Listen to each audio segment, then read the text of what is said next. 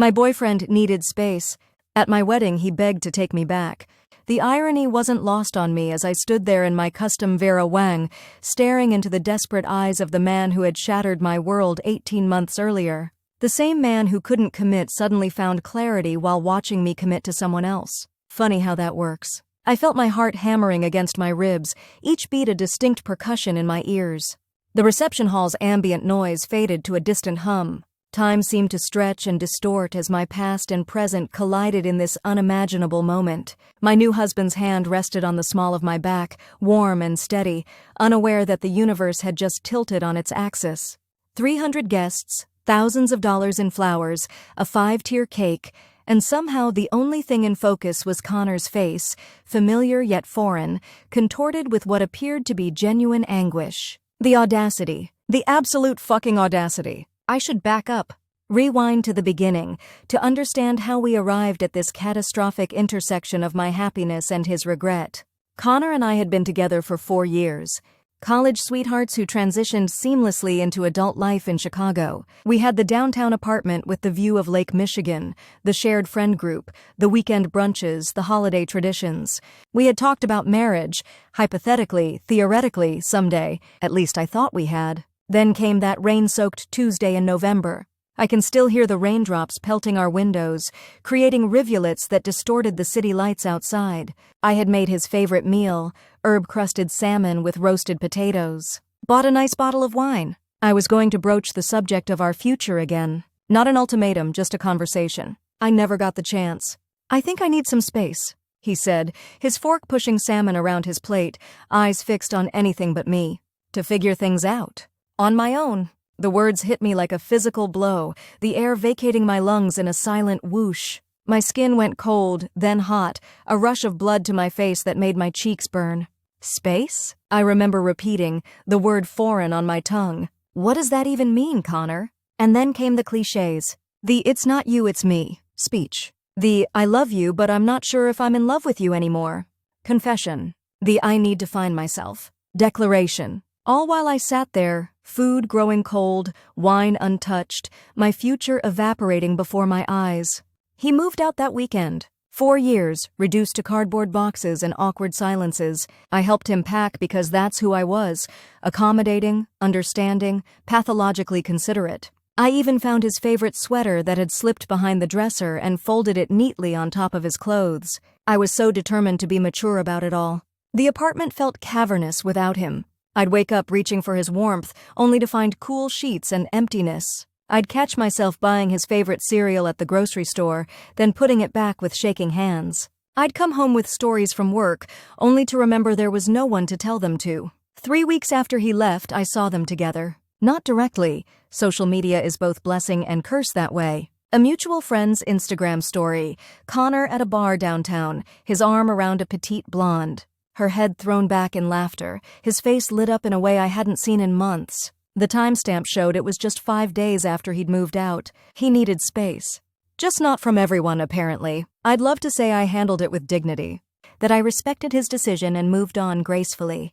But the truth is messier. I crumbled. I scrolled through her profile until 3 a.m., comparing every aspect of myself to her. I drunk texted him things I'm still embarrassed about. I cried in bathroom stalls at work, in the pasta aisle at the grocery store, on the train surrounded by strangers. Rock bottom came 6 weeks post-breakup.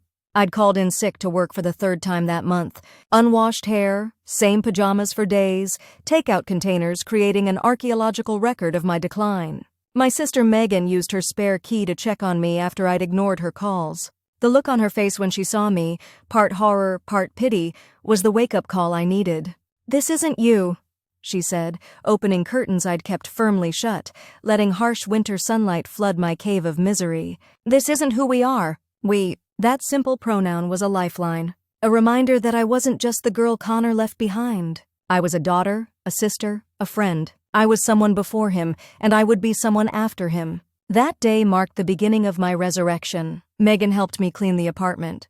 We threw away the takeout containers, washed the sheets that still smelled faintly of his cologne, and deleted the text thread where I'd documented my heartbreak in real time. "You're going to survive this," Megan promised as she hugged me goodbye, "and someday you'll thrive." I didn't believe her. Not really. But I started going through the motions of recovery anyway. Back to work. Back to the gym. Back to brunches with friends who tactfully avoided mentioning Connor's name. I smiled when appropriate, laughed when expected, existing in a kind of emotional limbo, no longer actively drowning in grief, but not quite swimming either. Then I met Daniel. Not in some romantic, serendipitous encounter, though that's the version we eventually crafted for wedding toasts and family gatherings. The truth is more mundane. A work conference in Denver, adjacent seats at a panel discussion on digital marketing strategies. His opening line wasn't smooth. He asked if I had an extra pen because his had run dry. I had two. Daniel was nothing like Connor. Where Connor was all charismatic energy and grand gestures, Daniel was quiet confidence and consistent presence. Connor filled rooms. Daniel made rooms feel safer. Connor had been the exciting choice. Daniel was the right one. Our relationship progressed with a steadiness that felt foreign after the roller coaster of my time with Connor. No mind games, no anxiety about whether he'd call, no parsing of text messages for hidden meanings. Just transparent communication and genuine interest in building something lasting. 6 months in, I still caught myself waiting for the other shoe to drop. For him to need space, or to find himself. Instead, he asked me to move in with him. His Wicker Park condo was closer to my office, he reasoned, and we were spending most nights together anyway. Practical, straightforward, logical, just like him. By our 1-year anniversary, I had stopped bracing for abandonment. My therapist, yes, I finally started seeing one, called this healing. I called it exhausting but necessary work. Either way, when Daniel proposed during a weekend trip to Michigan wine country, my yes was unburdened by ghosts of relationships past. The year of our engagement passed in a flurry of wedding planning, career advancement, and domestic bliss. I'd occasionally hear snippets about Connor through our overlapping social circles. He'd moved to Seattle with the blonde, then returned alone 6 months later. He'd switched jobs twice. He'd grown a beard, then shaved it off. Each update affected me less than the last, his significance in my story diminishing with time. Until the week before my wedding, when he texted, after 18 months of silence. Heard about the wedding. Happy for you. Really? 5 words that shouldn't have impacted me at all. Yet they landed like pebbles disturbing a still pond, sending ripples through my carefully constructed calm. I showed Daniel because that's what we did. Shared everything. No secrets. Do you want to respond? He asked, no hint of jealousy or concern in his voice. I considered it for a moment before deleting the message. Nothing to say. Daniel kissed my forehead, and we returned to finalizing seating arrangements. Matter closed, or so I thought. The morning of my wedding dawned clear and bright, Chicago showing off its early summer splendor. I felt centered, present, ready. Surrounded by my sister and friends in the bridal suite of the vintage hotel we'd chosen, I was exactly where I was supposed to be, becoming who I was meant to be. The ceremony was everything we'd planned, meaningful without being overwrought, personal without being indulgent. Daniel's eyes never left mine as we exchanged vows. I didn't once think of Connor. It was during the reception that the script flipped. I was making my rounds, glass of champagne in hand, accepting congratulations and posing for photos. Daniel was across the room, deep in conversation with his college roommates. I felt a tap on my shoulder. I turned, smile at the ready, expecting another well-wisher. Instead, I found myself staring into the face that had once been as familiar as my own. Connor. Uninvited, unannounced, unwelcome. Evie, he said, my name sounding both foreign and intimate on his lips. You look incredible. I felt my body go rigid, champagne sloshing dangerously close to the rim of my glass. My mind raced through possible responses, from icy dismissal to public confrontation. What emerged was simply, "What are you doing here?" He looked thinner than I remembered, his cheekbones more pronounced, dark circles shadowing his eyes. His suit was expensive but slightly rumpled, as if he'd been sitting in a car working up the courage to come inside. "I had to see you," he said, his voice low, urgent. "Before it was too late?"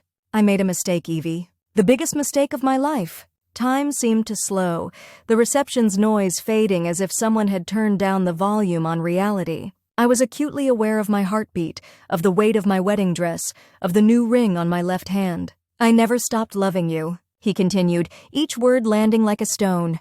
I thought I needed space, but what I really needed was to grow up, to appreciate what we had. What I threw away. His eyes darted to my ring, then back to my face. Tell me it's not too late. Tell me there's a chance. And that's when I felt it. Not the heartache I would have expected 18 months ago. Not the vindication of seeing him regret his choices. Something else entirely. Power. Pure, undiluted power. In that moment, I held every card. I had moved on. I had healed. I had built something beautiful with someone worthy. And Connor was still stuck exactly where I'd left him, mired in his own regrets and what-ifs. I took a deliberate sip of champagne, letting the moment stretch between us. Around us, my wedding reception continued. My wedding to another man. The absurdity of his timing wasn't lost on me. You needed space, I finally said, my voice steady. And I gave it to you. All of it. I gave you so much space that I made room for someone who actually wanted to be with me. His face crumpled, and for a fleeting second, I felt a twinge of the old empathy. The desire to comfort him, to make it better. I pushed it away. But I want to be with you now, he insisted. I know what I want now. I smiled then, not unkindly. That's the difference between you and Daniel, Connor. He knew he wanted me from the beginning. He never had to lose me to figure it out. I could see heads turning in our direction. My cousin Alicia, who had always disliked Connor, was already making her way toward us, determination in her stride. I had maybe 30 seconds before this became a scene. I wish you well, I said, meaning it more than I expected to. But you should go. He reached for my hand, my left hand with its new platinum band. I stepped back, the movement smooth and deliberate. Goodbye, Connor. I turned away, moving toward my husband with purpose. I didn't look back to see if Connor left. It didn't matter anymore. Daniel noticed my expression immediately, concern flooding his features. Everything okay? I reached up to straighten his bow tie, already perfectly aligned. Just a ghost from the past, I said. Nothing that matters now. He nodded, trusting me completely. Another stark difference from what I'd known before. We danced and celebrated late into the night. I was fully present, genuinely joyful. Connor's appearance became just another anecdote in the story of our wedding day, significant only in its insignificance. It wasn't until weeks later, during our honeymoon in Greece, that I realized what had truly happened. Connor hadn't come to my wedding for me, not really. He'd come for himself, to assuage his guilt, to prove he wasn't the villain in our story, to reclaim the narrative. And in doing so, he'd given me something I hadn't even known I needed. Closure. The perfect, symmetrical closing of a circle that had begun with him telling me he needed space and ended with me giving him all of it, permanently. My revenge wasn't elaborate or calculated. I didn't set out to hurt him or make him suffer. My revenge was living well, loving thoroughly, building a life so complete that when he finally returned, there wasn't even the smallest space left for him to fill. Sometimes at night, lying beside Daniel's sleeping form, I think about how differently things might have gone. If Connor had never left, if I'd never met Daniel, if I'd taken Connor back when he appeared at my wedding, dramatically declaring his undying love like some character in a romantic comedy. But those thoughts don't keep me awake anymore. They're just passing curiosities, like wondering about alternate universes where different versions of ourselves make different choices. The truth is simpler, cleaner. Connor needed space and I needed Connor to need space. Otherwise, I might never have discovered what it feels like to be truly chosen, consistently cherished, steadily loved. So in the end, perhaps the revenge wasn't mine at all. Perhaps it was the universe's way of setting things right, of teaching both of us exactly what we needed to learn. Him, that some spaces once created can never be refilled. Me, that some losses, as painful as they are in the moment, are actually the first steps toward finding something infinitely better. And if that's revenge, I'll take it. With both hands, every day, for the rest of my life.